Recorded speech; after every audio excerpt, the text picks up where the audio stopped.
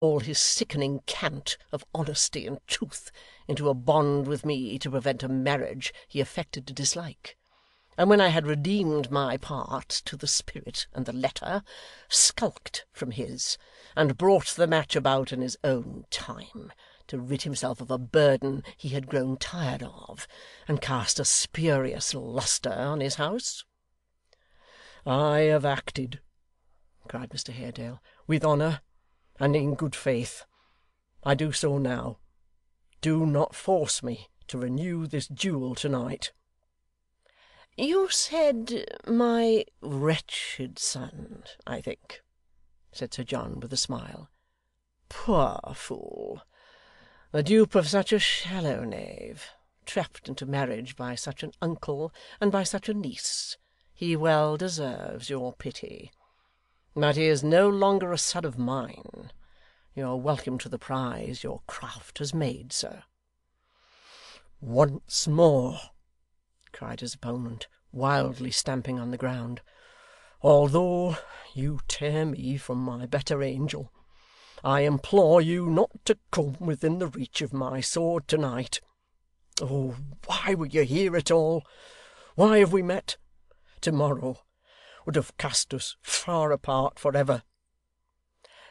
'That being the case,' returned Sir John, without the least emotion, 'it is very fortunate we have met to-night. Haredale, I have always despised you, as you know, but I have given you credit for a species of brute courage.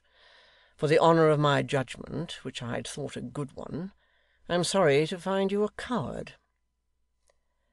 Not another word was spoken on either side. They crossed swords, though it was now quite dusk, and attacked each other fiercely.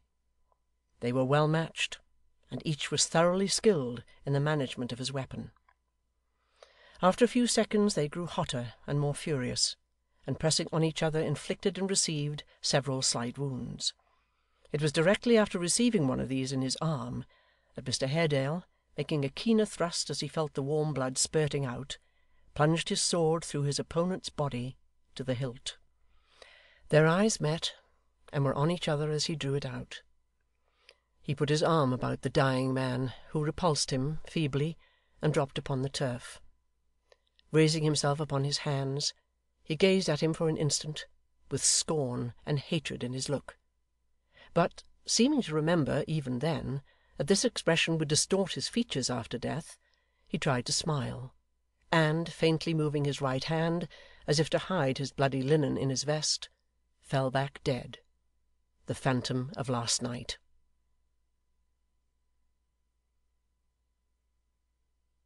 End of chapter 81.